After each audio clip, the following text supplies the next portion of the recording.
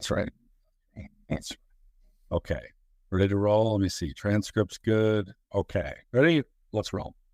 Ladies and gentlemen, leaders and fighters for freedom and liberty and the American dream, the best is yet to come.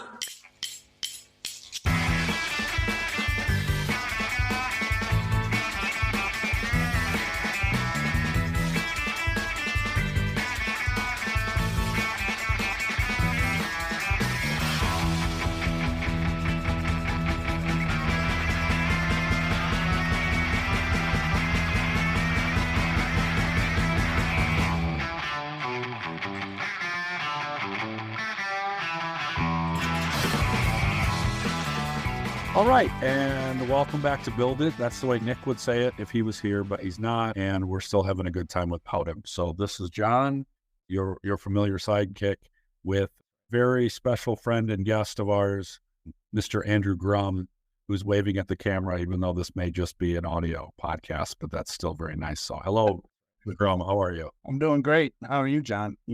You're actually doing your job. I'm always doing my job. I'm doing your job. I'm doing Nick's job. I'm doing everyone's job.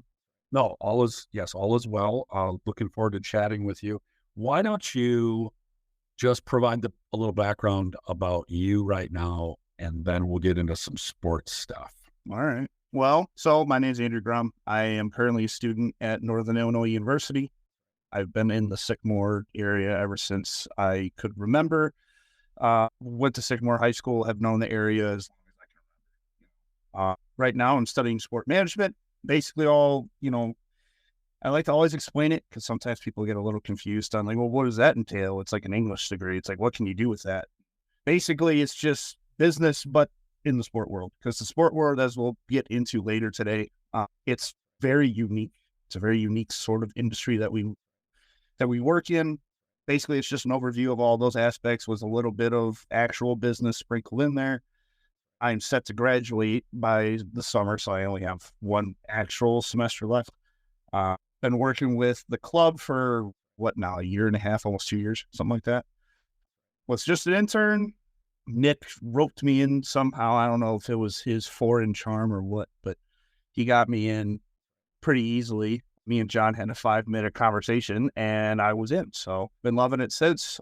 I just started at the Kane County Cougars, which I know a lot of locals will probably be familiar with, as a ticket sales intern. So I'm mainly doing ticket packages. I've been doing some fundraising as of recent, much different than a lot of the jobs that I have been in before, but overall I've been enjoying it.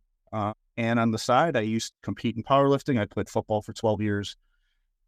Played soccer when I was 5, like everyone else. So it's really weird to see a big old burly guy like me over here who talk about soccer, but it's I love what we do here. That's the main thing. And again, we'll get into that. I just love what we do here. So that's why I'm here. Sure. It's been fun. One of the things that is rewarding about the club is really like just the impact stuff, and the impact's the buzzword I've been using lately, but not just for the players and player development and fans, but we've had some pretty great people come through, whether it's as just volunteers, coaches, interns, whatever, but like everybody leaves hopefully having learned something, not because we're experts by any means, but just because we try to be real welcoming and stuff. And I think that's definitely been the case with you. And you've also committed all the way, jumped in with both feet. So it's been wonderful. And I'm glad you're still with us. And it's cool to see you getting to different sport, different organization, and seeing what they bring. So my question for you, Mr. Grum, specific sports don't matter. What have you seen with baseball and soccer at this minor league level that translates, what does translate irrespective of the sport, and what things maybe don't translate that are different? Wow, well, that's actually a really good question to ask. Really at the end of the day, and this is something I also want to touch on a lot when we get more into like the sales side of everything, but like it is a business, right? We're here obviously we're a little bit different. We're a nonprofit. We're not looking to create money. We're looking to filter it back in. So no matter what, the way you got to look at it is that we're not selling a product. We are selling a experience. my mentor and boss over at the Kane County Cougars, who's been doing this, about as long as I've been alive, he says all the time, we're here to sell fun. That is something that I have really really grasped onto, something that they talked about a lot I was at a summit back in Cleveland about a month ago. And the biggest thing they always said was, we're here to sell an experience. And I know that Sarah Lebinger, I don't know if she was the last one that was here, but she had mentioned that as well. And I think that's something that's universal within the industry. It's not about the, flashy things. It's all about just, hey, we're here to provide something that takes you away from the stress, takes you away from all the other experiences. And that's what I think I love about it, right? People want to say, oh, I sold the $1 million car. I want to sell a ticket package and make this 6-year-old's life when he gets to see Anthony Davis at the Lakers or, Patrick Mahomes at the Chiefs. So it's stuff like that, right? What's different, I will say, is the structure. We, as you know, and a lot of people know, we are very loose. We are very, we go with the flow. And that's what I love about it. I mean, we're all volunteers, right? We don't get paid. There's a sense of professionality that we try to facade, if you will. But we try to have fun and we try to make a difference. With baseball, or at least at the Cougars, it's still fairly laid back, I feel. But there is a job that needs to be done, and it needs to be done in a timely fashion, right? Because if you didn't know, Cougars are an MLB affiliate. Back when COVID was around, or before COVID was around, teams will be affiliated with specific teams and it will be a pipeline and all this stuff. But now the MLB decided, well, we're going to cut down on some of this. And basically you're just affiliated with the MLB. So there's much more pressure, quite honestly. And I mean, it's not like it's bad pressure. It's, you got to crush a couple coals to make a diamond, or break a couple eggs to make an omelet. And it's not a bad kind of pressure. But it's definitely you feel it. I mean, I will be the first to admit, my 2 weeks, I've at least had 1,000 calls. And it's, that's normal. And again, we'll get more into my experience directly with it, but it's constantly moving. And that's something that I respect it. It helps make productivity, but it can be a lot more pressure compared to what we do. So, I mean, obviously there's a big difference between those two, but those are the main differences I've noticed. So in you're dealing with sponsorships with us, you're dealing with ticketing with the Cougars. And I think this is a cool dynamic because you simultaneously get two experiences with two different types of organizations. But when you walked in, because I've never been an intern with a minor league baseball team, when you walked in, you were handed the ticket packages and a list of phone numbers to call. Is that how it was? Or were you and others involved in any of the decision-making of what the packages look like, who to target, any of the thought behind it? Or was it kind of like, hey, just crank out the data right now. We've already done the back-end stuff all off-season now. Here's the playbook, go run the plays. So that's also a great question, because for me, it was first day was literally me sitting with, I call him Mike, and people call him by plus there are different names, but I call him Mike. Me and him sat down for about 6 hours and just went over basically what we call warm seats. And I gotta remember what the hell he calls the name of the actual thing, but it's a document essentially back that they would sell, where it would be trying to sell out the whole stadium for 80% of the season. So we went over these documents, we went over all these strategies, and a lot of it was stuff that was already kind of second nature, because another little tidbit on me, what got me into sales was Best Buy. I've been a sales associate at Best Buy for over a year now, and they taught me that sales is really kind of what I want to do. I want to debunk more of those sales myths later, but we're trying to stay on topic. As you know, I like to go on tangents. But anyways, we basically went through the playbook of selling, and, let me go for the day. I came back. He said, look, here's, we want you to sharpen your teeth on a few things. So here's a couple of just bookkeeping stuff for current ticket holders. And then we're going to have you sharpen your teeth on a call list of 850 people. And I'm like, all right, it's cool. I mean, something that you have to remember is with an organization like that, they've been around, technically speaking, since the late 1800s. They didn't brand to the Cougars until 1991. And then it was, you got to think they've had well over triple the amount of time that we've had. So what they know is going to stick. and they might tweak a few things and may offer a different package. But at the end of the day, they know what's going to work.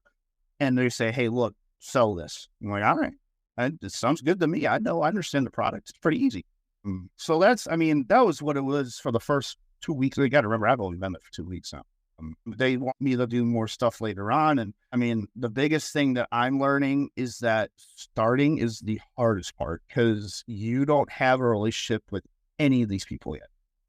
850 people who literally have no idea who you are. They might have gone to a couple games in the past.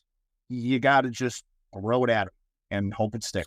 So when you, and maybe it hasn't been long enough. So are you tasked with, hey, here's the information, buy a package, and then will you throughout the summer then be their account manager, their point of contact as well? So you aren't just making the front end sale and then off you go. You're actually responsible for making sure that their experience, well, to a certain degree, right, that their experience matches what you sold them in February throughout the rest of the summer, right? So you're going to be hands-on with these. You're going to sell 800 out of the 850, right?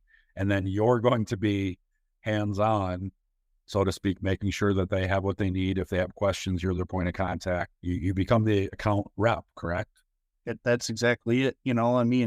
I would love to sell 800 out of the 850, but, that's not always the case, because the big thing, and this is something that I'm being taught, and this is something I want to really implement into the club, right? It's no fun to go to a sporting event and there's 30% of the seats are filled. Nobody wants to go. There's no excitement. That adds to the experience. So their whole thing is, we want to fill those seats. That's just how it works. You want to fill those seats, because then what does that mean? There's more revenue that can be generated from other areas. And this is how just sports work. Right? This is how sports work in general. You don't make most of your money up front. You don't do. That's just not how it works. You got to make it attainable so that when you walk in, oh, well, I have more money to spend on X, Y, Z, and that's where markup is and all that good stuff. So that's the same kind of concept. So that's something I really want to study and implement into our club, is that we got to fill the seats. That is like 90% of the game, is you want to fill those seats up, because then you're like, oh man, that looks fun to go to, right? That looks like a good time. It's an interesting point, right? And I think there's the opposite school of thought.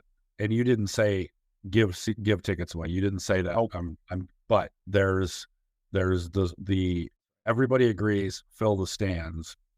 And the things that we've researched, and Nick has been all over about this lately, is don't devalue your product with free tickets and giveaways and all that. So those short term, it feels like, well, yeah, but if I can get 20 people to come, if I just give them tickets, we'll get everything you said on the back end once they get inside. Except you've cheapened it for the long term, right? Now they're not coming unless you give them tickets the next time. And I think that's an interesting thing for people that are running sports organizations or any kind of event, right? It could be a freaking rodeo or concert, like finding the balance between having value and it's really focused on showcasing your value and what a great deal your $10 or $5 or $20 ticket is, more so than how do I just get artificial butts in seats that aren't fans, that aren't going to be good for the long term. And I think that's an interesting, it's almost the same point and counterpoint at the same time, because you want to use everything you can do to just drag people there. But also, if you're not willing to pay for it, we kind of don't want you. We want you to want to be here. And I just think that's a tough thing to do. So what kind of, and I don't want to like get all the way into the Cougars business model specifically, but like what kind of things in a ticket package are offered in baseball that we as a soccer club could potentially, like, we don't currently offer it or we've never thought of it? Is there anything that you think, wow, that's a neat little perk that we can include? So a lot of it does come down to what you're accessible to have. So the main thing that we're selling is 5 game ticket packages, and it's an all you can eat. So going back to what you said and how you hit the nail on the head on that, when you said it's not about discounting, it's not about giving away, it's about adding to what your product can offer, right? For us, it's, hey, guess what? You buy a ticket, right? You buy this ticket package, you come to 5 games. We're going to give you 2 for free. We're going to give you all you can eat 6 out of the 7. We're going to give you upfront parking for all 7. You just got to come out 5 times. Like that to me is insane. Like as a sports fan, you're like, bro, I get to go in for this much and I get to eat as much. Now, granted, obviously there are different stipulations. Like it's not free beer. It's, these games aren't for $2 beer night. It's not for, specific events. There are limitations, right? Obviously to your food, right? It's burgers and hot dogs. You're not getting a freaking rib sandwich no, that's not happening. So it's adding value to what you offer, and something like section off parking. That's a cool thing that I think that we could definitely implement, at least in one way or another. Adding packages to where it's like, oh, well, maybe you could, after the game, you get to, well, we already do it though, where you walk out on the field and you get to like see the players and stuff. That's something we already do. And that would kind of upset the fans, I think. Maybe something prior would be kind of cool, but obviously all you can eat is a little difficult for us too. But a lot of it does come down to, again, the grandstand of what we offer. Like if we could find more unique ways to do it, but that's their main thing, right? It's adding value to what you already pay for, and it's what allows you to actually have retention. And in the terms of money, you get that money flat forward. At that point, it don't even matter if they come. Do you have the money, right? Like you want them to come, of course you do. That's the whole reason you're selling the product. Well, if we're looking at it from a business standpoint, well, now I have them. Okay, now it don't even matter.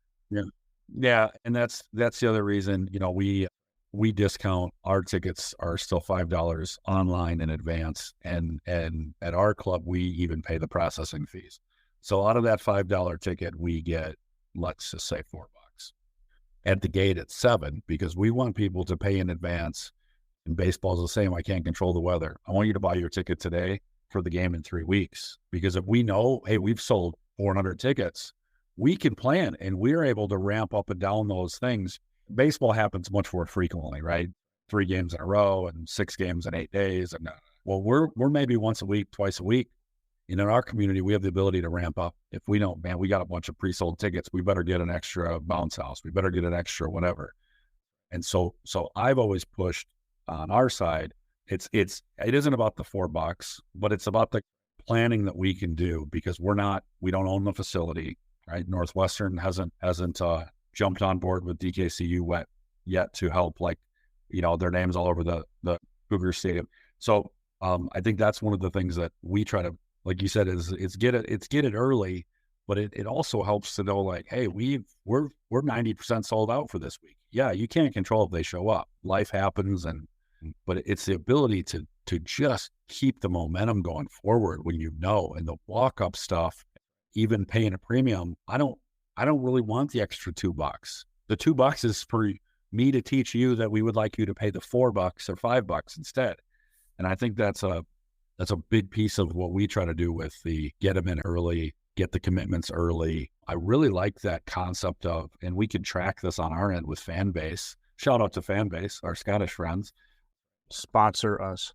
Sponsor the podcast. But I think there's something there with, like, hey, this is your 5th game. Congrats. Here's a whatever. Maybe it's a hot dog. Maybe it's a koozie. Maybe it's a whatever. I think that's something that we could definitely implement. It's like our award system. Yeah, but it's all about like a punch card, basically, right? Hey, you get this punch 5 times, you get this. If we can track it administratively with the volunteer staff, I think like that's a really good thing to try to implement.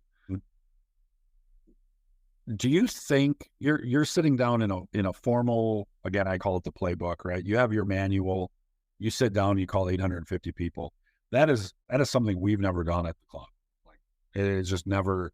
I don't know how. I could probably guess how to put that book together, but we don't have a Rolodex of phone numbers. We have a Rolodex of emails that you could probably put somebody behind a computer and do. Do you think something like what you're seeing and what your success rate is and their experience, if they've been doing it for 100 years, I'd say it's their experience says it's worth doing. But do you think that's something at our level with our club that is something we should find people to try to do that? Or do you think it's different? That's hard to answer because, again, you're riding off of reputation. people know what the Cougars are. Cougars are one of the most successful minor leagues, at least in Northern Illinois, let alone probably from the Midwest League. People flock for this. And I mean, you've had some big names come out of it, like Schwarber and names are fleeting me around. Schwarber automatically came to mind, right? Like you get some big names that have came out of this club. And, I feel like not only would it be good as a learning experience, but it would be good to just just call people, right? I mean, good example for me. I was not expecting it to be the way it is. I am used to running around, getting going, talking to people, whatever. I'm sitting at a desk for 8 hours, calling people all day. And it's difficult, mind you, and it's not something a lot of people are prepared for. I'm not trying to deter anyone from doing this either because I love it. I have enjoyed my time doing it. But it is something that you need to learn if you're going to do it. And again, the first 2 weeks are the hardest part because you don't even have they don't even know who you are. They might not even remember what your organization is. And that's fine. That's cool, man. That's what I'm here to call you for, to remind you, hey, guess what? The tickets are coming soon. You should get one. Stuff like that, right? So at our level, now go ahead. No, do you think that could be accomplished? Like, obviously there's a personal touch, but with technology changing, I don't know how you are. I don't answer the phone usually unless it's already programmed in my phone. Like, do you find that, like, is the phone system more efficient, do you think? And maybe you don't know officially yet, but like, what's your gut say? Or is it better to pull that email and go, hey, Catherine, I saw you bought tickets last year. I'm your new account rep. Want to get your thoughts on this? Is like email versus telephone versus whatever. How do you react to that stuff? I'd say I do get a more successful rate when it comes to a phone call. Now, obviously, that phone call can lead one to two ways. It can either be, no, I'm not interested. And that's cool. Or it can go multiple ways, but mainly it's either yes or no. And it can be, no, I'm not interested. No, I don't even answer the phone. They don't even look at their voicemail. The voicemail is the biggest part, right? At least I think when they don't call or they don't answer, because then you add a personal touch. It's a nice 15, 20 seconds. Then they're like, oh, now I got to look out for an email. Like you said, people, I feel like, are trained now to not answer their phone. People don't want to talk on the phone. That is insane to me because I'd rather at least get a voice to who I'm talking to and at least know, hey, this is a real person calling me. I'm not getting scammed. He's here to just help me. And that my biggest thing with sales is I'm here to help you. I'm not here to scam you out of your money or, obviously upselling is a part of it. But like, if it's something you're interested in, hey, I'm here to tell you about it. I'm here to inform you. I'm here to help you make that decision. I'm not here to, steal your money out of your wallet. But I feel like we could do that. I feel like we could. Now, you would need to set aside time. It is time consuming. I mean, the most calls that I've gone through in a day, and mind you, I'm not a master at it yet. Okay. I'm still getting used to it. My voicemails are usually about 30 seconds. I'm being trained. It's 15 to 20. Imagine if I could do that and pump through them. The most I've done so far is 120. How many people in 100 calls answer the phone? About 10. Usually around about 10%. 10%. Mm-hmm. Oh, my quick reaction, and this is probably too unpersonal, but my quick reaction is the voicemail has to be automated. So you're dialing the next one while your automatic message is leaving the voicemail. Hey, this is Andrew from the Cougars. And you're like 20 seconds in, you know what I'm saying? And it's like, it's still you, it's still your voice, it's still everything. But then you're not, if I said the same thing 90 times in a day, I'm going to lose that upbeat. Hey, John, Dekalb County United Soccer Club. I'm going to just be rushing through it because, like, I wanted the phone call. And then do you get caught off guard when they answer? You're like, oh shit, I have my voicemail. Like, I have my voicemail queued up, what I'm going to say, but now they answer the phone and I got to be like on again. John, don't even get me started about the amount of times that I'm like, oh, hey, this is Andrew over at the Kane County Cougars. I didn't expect you to answer. Thanks for taking my call. Oh my God. Well, and that's the thing, right? Is like you said, sometimes you get a little, downtrodden. You sound all kinds of, I'm the opposite, actually, where I'm at first when I first get in, because I get in at like 8:30. I ain't used to it. So I get in at 8:30. But then after I start getting on a roll, I will start getting more upbeat. I'll start getting more, I'll throw in a couple extra things here and there, but it's actually personalized for each time because research shows that when you say somebody's name, that automatically sparks like this is someone that's real. This is someone that wants, like they want to talk about me. Right. They know my account. They know they have I am because I've been to a game or whatever. Exactly. So I'm actually doing every individual call. I'm doing individual voicemail, and I will sometimes throw in something a little different or, but it's 15 seconds. You don't want to hold them on too long, but you want to let them know, hey, we're doing something pretty cool. We're doing fun. We want you in on it. So I'm going to bounce around and you know this about me well enough. I don't read off script here. I just make it up. So you're selling ticket packages. So like a family thing, you come out and you do some stuff. Does you're dealing with also deal with like groups and special event stuff? You're doing that as well. Give me like the range of services, ticket packages that you deal with right now. So for us, obviously we have a much larger facility that we work with and it's established. For us, we do a wide range of group outings and ticket packages and stuff like that. We have normal ticket packages that are just, hey, your seats are reserved from 5 games to 20 games, whatever the hell you want, right? Then you start adding on perks. You start adding on, you get all you can eat with this. You get a couple of extra vouchers. You get whatever. Then you start going into like the suites. So you start getting into like air conditioning, catering if you wanted, a personal bartender, whatever, right? You go through all different kinds of luxury, and right now they are personally having me just doing regular ticket packages, right? Just to, fill the seats, get people in, and like we were talking about earlier. For me, that is difficult, at least because, me, I like to learn more about others. I like to talk to them. I like to actually let them talk. And again, I'm building those relationships. I simply have to let them know the products are. Let the product speak for itself, and then when they have questions, come to me, and then I can start that building relationship. So I'm doing a little bit of everything. I also do some of the fundraising stuff. So the big thing that we offer is that you buy tickets in bulk. You buy 100 tickets at a discounted price. You resell them. You keep those profits. That is like a nail. Like people love it. They'll look at that shit and they're like, oh my God, that's free money. But for us, they're filling those seats. That's 100 seats. At least I had a call with St. Charles, the Parent Teacher Association, and they're like, oh man. Like, if people get all excited over it, because it's like, that's easy. That's easy fundraising, right? So I have to know so many different kinds of products. I mean, I don't have to know like, what kind of food do we offer? What kind of beer? I just have to let them know, hey, we can cater and we can get you your favorite, light Pilsner if you really want it. And we're good. So I do all that, but they mainly have me doing the 5-game ticket packages right now, just to sharpen my teeth. Yeah. So this is, and again, I'm not picking on specifically the Kane County Cougars, but I'm interested because I've never done a sports internship. So you're doing ticket sales and stuff now through the preseason. If like what changes when the season starts, or is that just your role, or you don't know yet, or what happens next? So from what the guys who were interns who are now hired there were saying to me, they were like, look, you think it's boring now, but oh my God, your days are going to go by because I take the out or the inbound calls.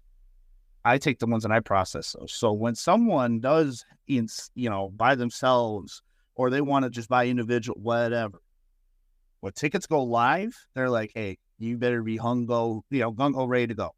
Because that phone is going to be ringing off the hook. And that's just how the game works. We all buckle down and we all get it because it comes in like wildfire. So you actually will pivot to be working the ticket line essentially, where people call and say, I want to get 6 tickets for tonight's game, and you'll set them up and either put them at will call or email them or whatever you guys do. Mm-hmm. So yeah, that's a different experience because they're already calling to buy. Mm-hmm. Then you're kind of just processing, and then probably, hey, you want those 6 seats? Now, did you want those in section A where it's like basic, or did you want those up in, the suite or whatever? Yeah, like, so then you have the opportunity to, I hate saying upsell them, but to offer them additional things that they didn't know they needed or that were even an option. Mm-hmm. That's sort of what it comes down to. I mean, if they're like, look, man, we just want, because the money, you're going to find this crazy, the money's in the bowls, what we call it, where it's where the main seats, the main section is. That's where the money is, right? At least for the organization itself. Obviously, as a salesman, you want to sell the big suite. That's just, that's a flex too. You're just like, hey, I sold the big suite for whatever, right? So, I would say, yeah, I mean, like, that would, it's like a negative connotation when it comes to selling, but I mean, it really isn't, because you're just offering something that would be a little more luxury. Because what if they don't know?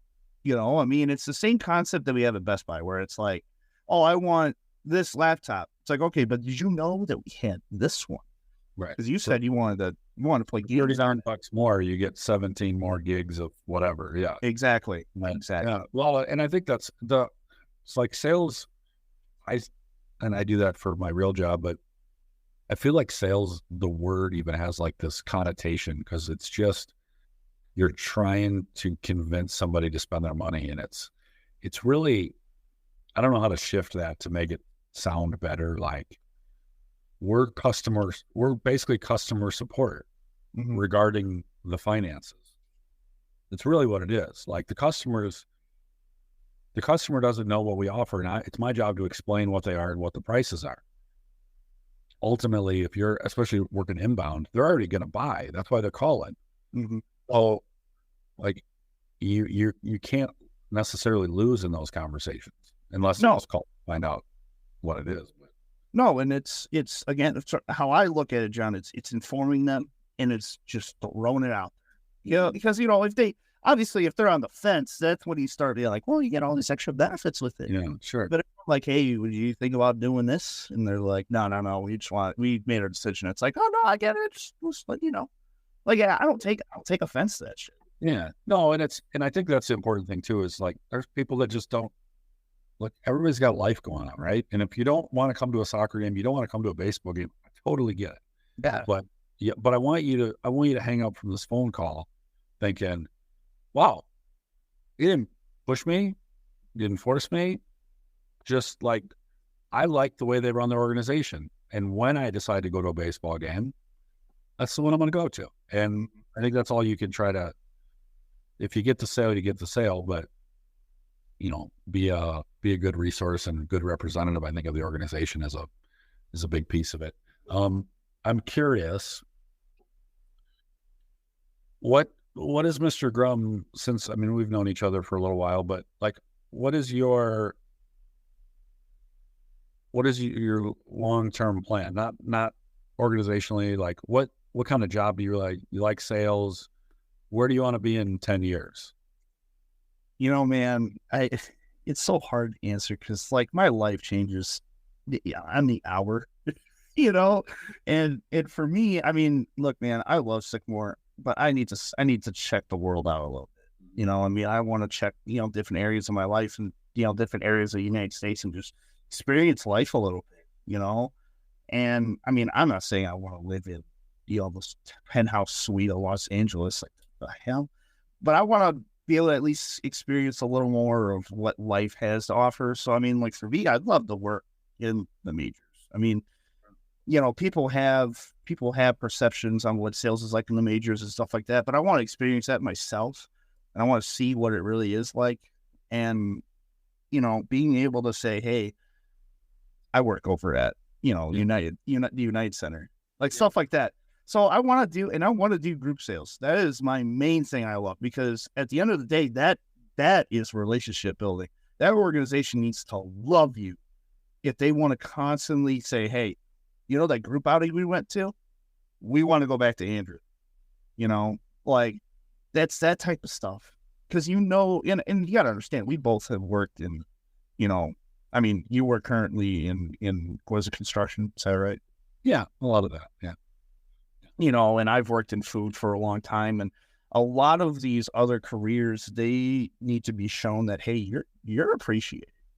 And that's sort of what kind of drove me to do more group sales. Was like, I want to show these people that they truly are appreciated, that they deserve all their hard work is well earned, and you get to have a fun time at the ballpark or at the stadium, stuff like that. So I think that's what I really want to do.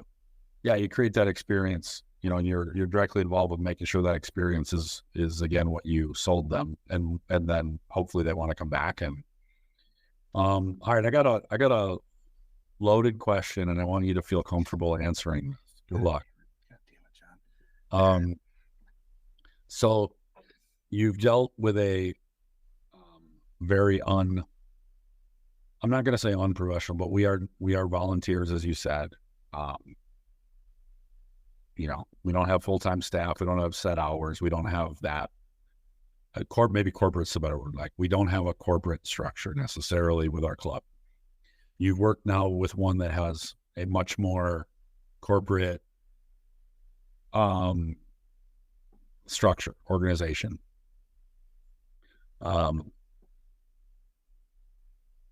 And I don't want you to think it's okay to criticize. We run casually because that's sort of just me being casual, because I understand what we're doing is not life and death. I understand that it has a tremendous positive impact if we do it right, but the risk of us failing in various things is not going to impact people. The upside is so much higher than the risk, right? If we disappeared tomorrow, a few people would be sad and there'd be a thing. But generally speaking, we move on, right? And maybe that's true of all sports. But anyway, I don't take what we do. It's a release for me from life, right? To do what we do. Long preamble. What have you seen in the more corporate and then the less corporate that Dekalb County United could do better? And this is a complete permission to deconstruct our club and truthfully, like, what can we do to be better? You know me, John. I'm also very laid back. I am the type to where I hate being micromanaged. I've been in management. I have always trusted my employees until they gave me a reason not to. You know that if you task me with something, it's going to get done. Now, is it going to get done in a timely fashion? Yeah, well, but at Cougars, there's an accountability, right? They know I'm going to be doing my work. They know I'm going to be doing what I need to be doing, right?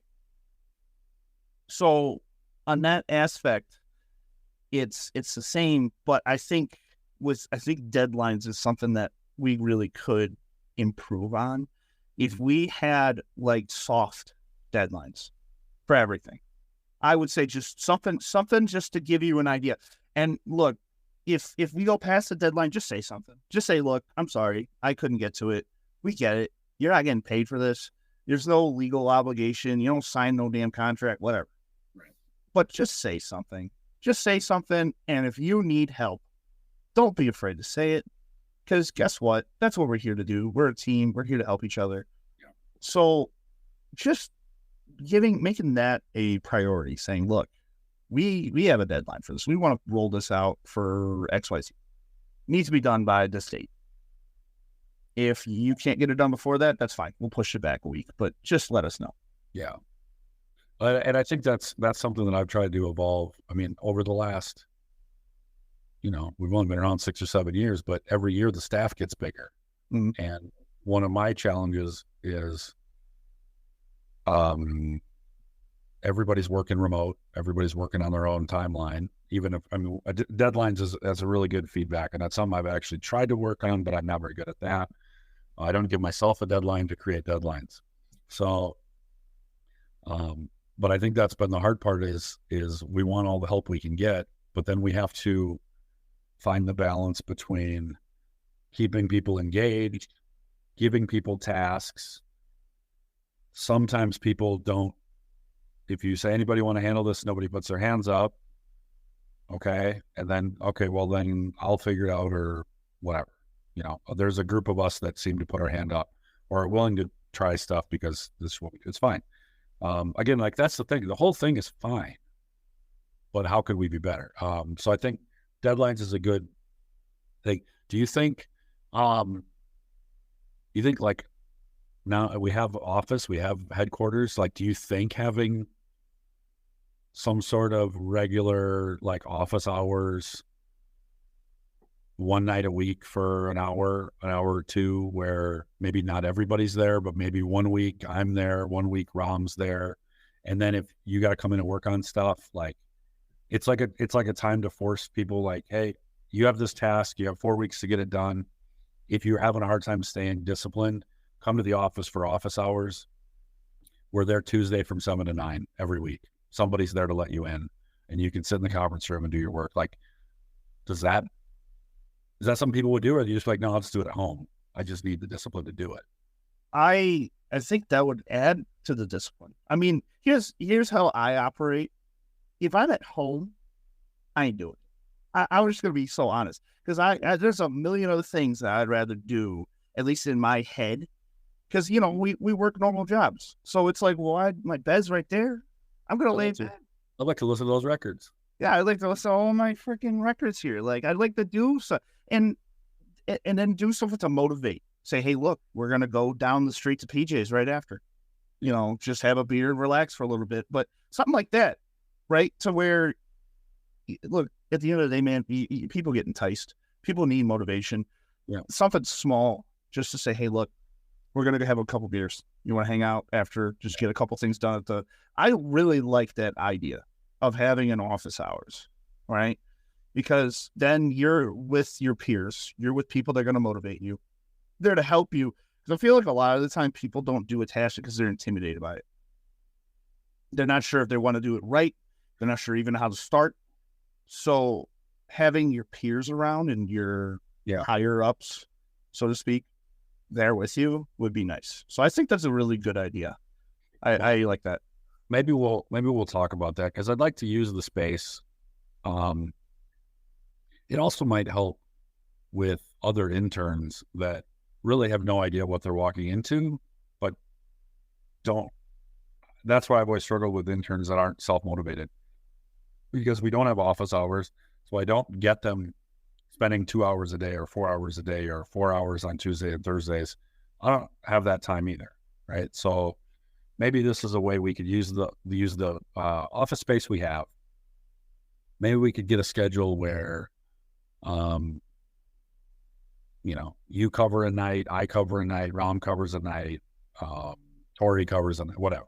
Like, and we just, that way somebody's there that's kind of in charge, has the key, and then we figure it out. Maybe that's just something to talk about as a group, if that would help. But I also, you know, I'm also sensitive, like, everybody else has jobs or school or jobs and school or jobs and jobs and jobs and school and family and friends. And I don't want to, like, I've always been very sensitive to overburden people. So if you say I can't handle that, then I just handle it, because it was my dumb idea to do it to begin with. But on the other side of the coin, John, you got to understand that people signed up. They gave us an obligation, and they want to do this because they see benefit. No, they see benefit in themselves. Yeah, I mean, this is students. They're going to take something for free whenever they can.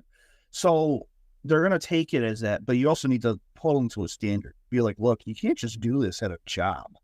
Like, you can't just be like, oh, well, I signed up for this. I can't do it 95% of the time. I still want the credit. Like, that's not how that works. Yeah. That's just, you know, so holding that accountability, being like, hey, look, like, couple hours, I get it, but you do know what you walked into. Like, we explained it to you. This is something to help you. I scratch your back, you scratch mine. Sure. No, I think that's why, like I said, I go through my head all the time on how we organize, how we find volunteers, what volunteers we need, what skills do we need? We don't always just need warm bodies. Match day, it's nice to have warm bodies, but that's 12 times a year in 3 months. And then we have 9 months where we try to figure out, what can you do? What do you like to do? What are you good at doing? And how much can you handle? How much time do you have? And then when you have all those 5 questions and you have 25 volunteers like we have, that's a lot of questions to get answered.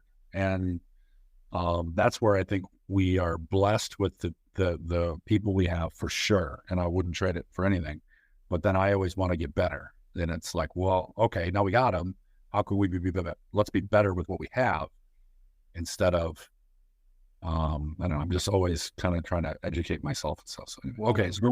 Well, and just to add on before we move on to whatever next subject we have, one of the questions I had written down was, what advice do I have to give? And yes, for me, it's trying new things. You gotta understand, when I first came in, I didn't necessarily know exactly what I wanted to do.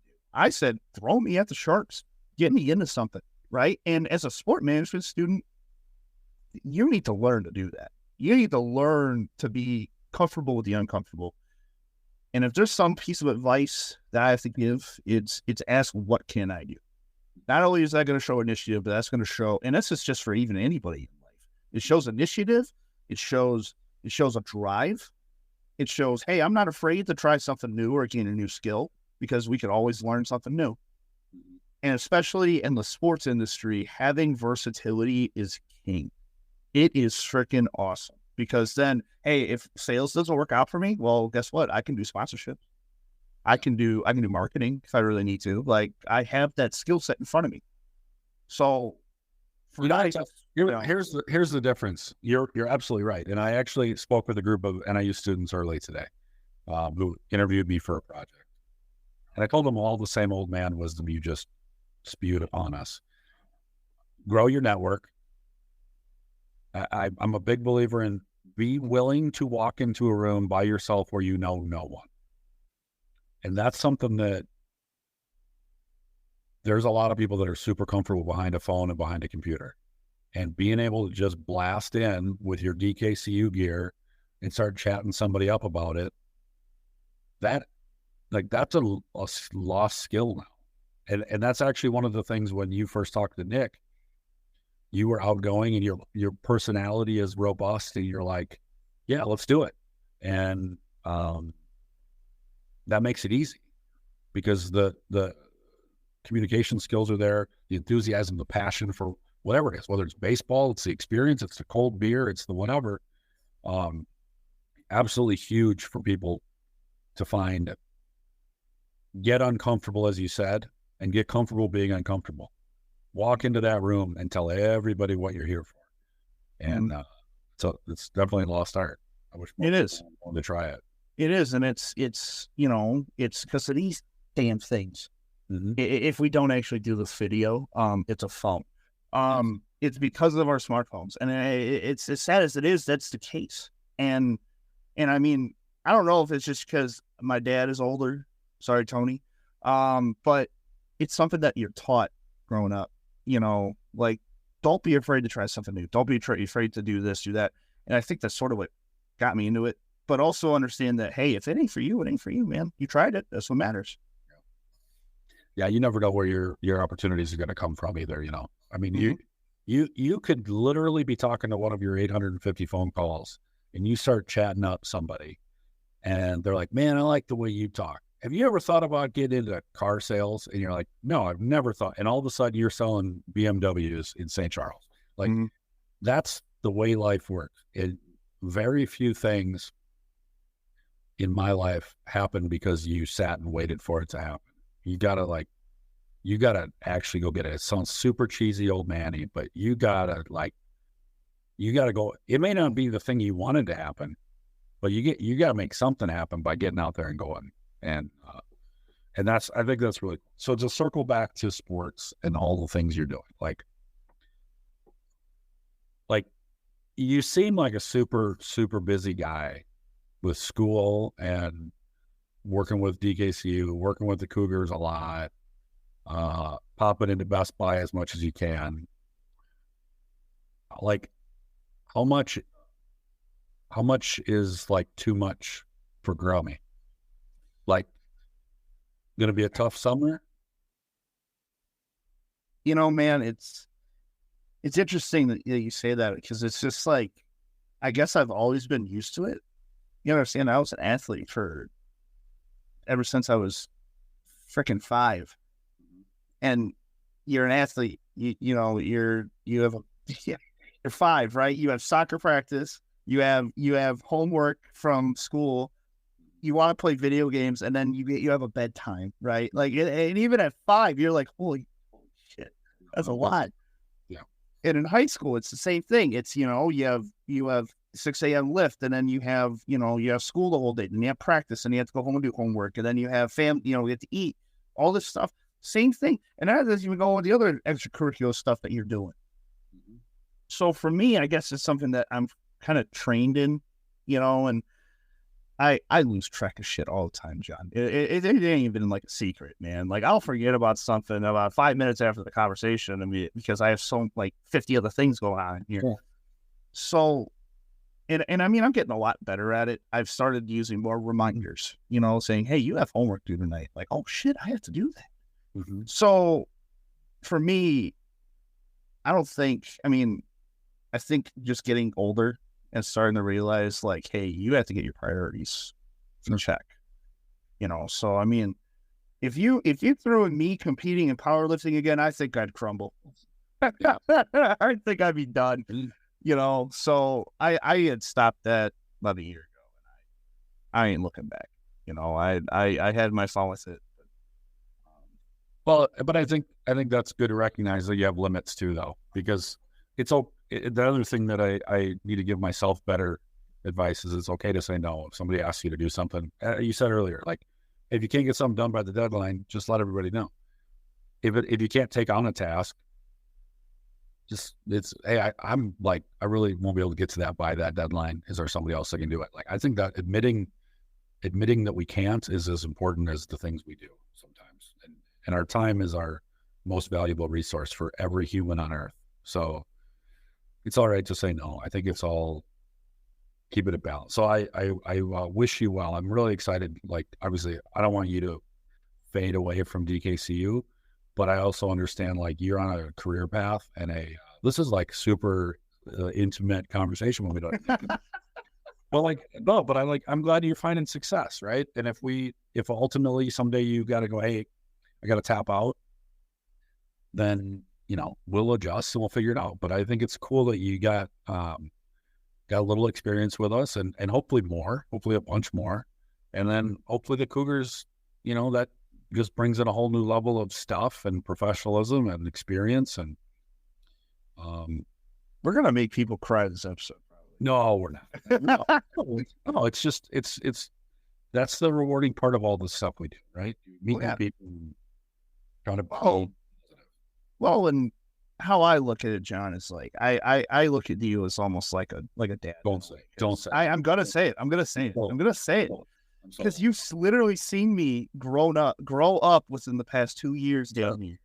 Yeah. And it's, I feel the same way about you and Jenny, and like, just seeing your kids grow up, like, oh my God, what did you do? I'm telling you, we're gonna make people cry. We're gonna make people cry, damn it. No, it's all good. Talk about soccer and talk about baseball and sports and football. Go Bears. Bears.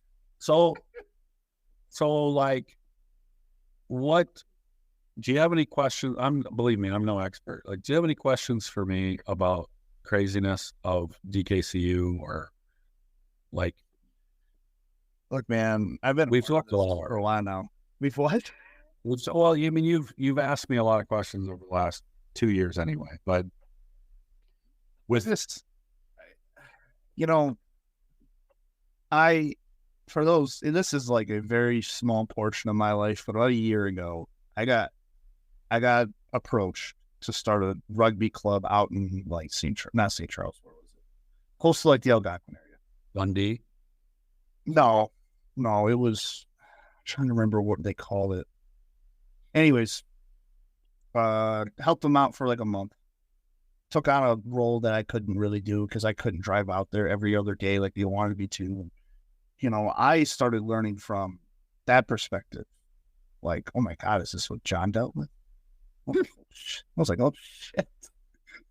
So I guess my question to you is, what really, truly motivated you this whole time in the past 7 years? And what has changed the most in terms of your perception? So the answer to that question is, I believe that sport plays a bigger role than the sport itself, right? The community, the collective belief that our team is better than your team. I think the mental benefits of sport is incredible. So I'm a soccer guy, so let's start a soccer club. Particularly for men's and women's, because I didn't want to deal with children. You already deal with those at home. Well, yeah, but it's just youth sports is a whole different. Oh, it's a whole different ballpark, man. I don't even want to touch it myself. Oh my God. My approach, that was my motivation, was I believe that there's a thing here that could exist. I think the early stages of the club, there was enough doubters that I saw, for the first time in my life, probably got that, like, nobody's gonna freaking doubt me.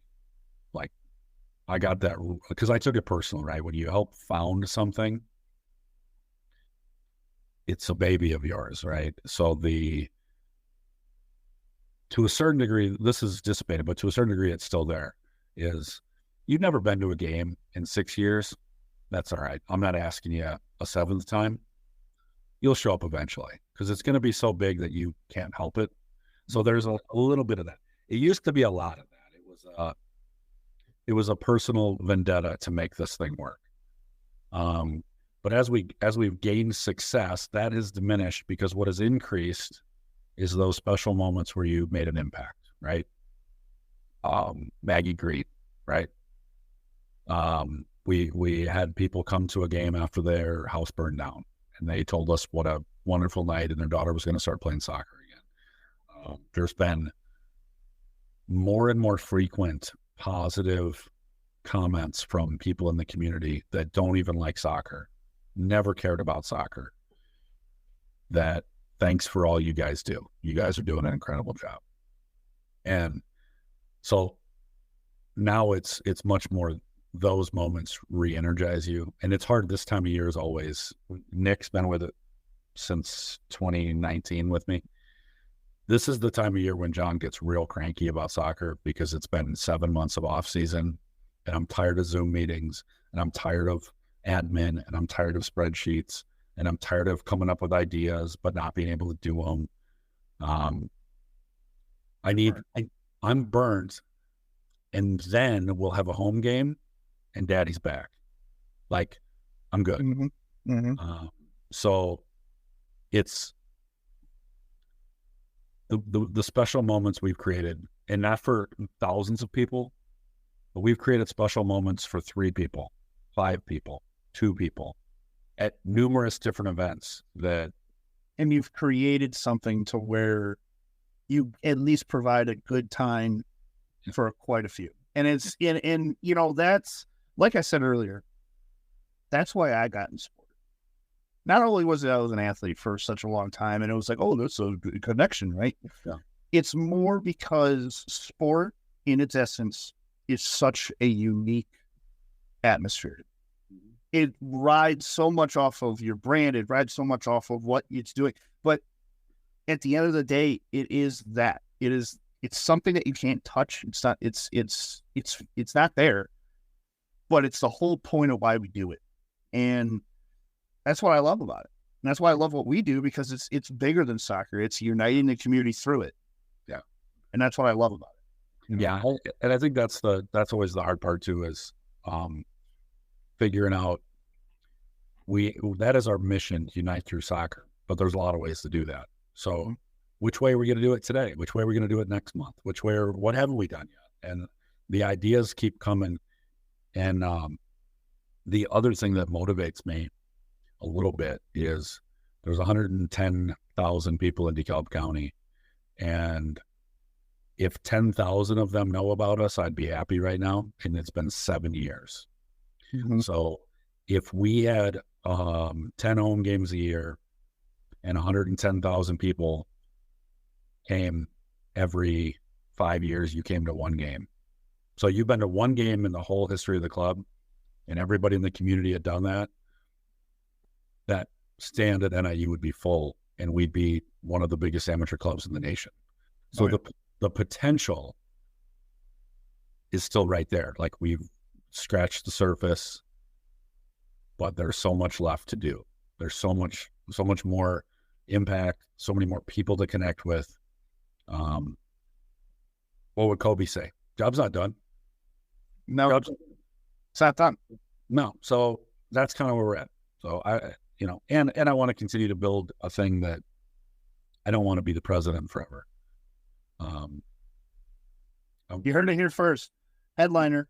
It was, I told Andy Hayes at our first game, my goal was to not have to be involved anymore. But let it grow. Yeah. I mean, I want the community to care so much about it that they go, man, but that organization does a lot for this community. We want it to be involved. I'm going to get involved. And we're well on our way. We're well ahead of a lot of clubs at our level. So I'm in no means complaining. But there's a lot of good things that have been done and can be done. And it's exciting what we've done, but there's work to do. So. Oh yeah. No, never done. All right. Well, listen, Grum, it's always a pleasure to chat with you. I wish you all the best. I know I'll see you probably in the next week at a meeting somewhere or something. Who knows? For our office hours that we just decided to start having. So I appreciate it. If anybody has any questions for Grum, hit us up through the club and we can get you in touch with Mr. Grum, and wish you all the best, dude. And we'll talk with you soon. Thanks, brother. I had been begging to be on this for forever, and the After Dark episode is coming. It's brewing. That's all I'm saying. Sponsored by Fanbase. Sponsored by Fanbase. That's the only way we're going to get it out is if Fanbase sponsors. If we don't have a Scott on this call, then it doesn't count. No, it doesn't. It doesn't. But no, it's always a pleasure. I hope to be on here again sometime because I just enjoy talking. I'm looking forward to you guest hosting a few times with Nick too, because I think that's another fun experience. Oh dear, whoever our guest is for that episode is gonna hate us. Yeah, it's all right. It's all just part of the experience. Oh yeah. Hey, circling back, it's all about it. It's all about fan experience. All right, buddy. We'll talk to you soon. Talk to you later, John. Thanks again. Let's do it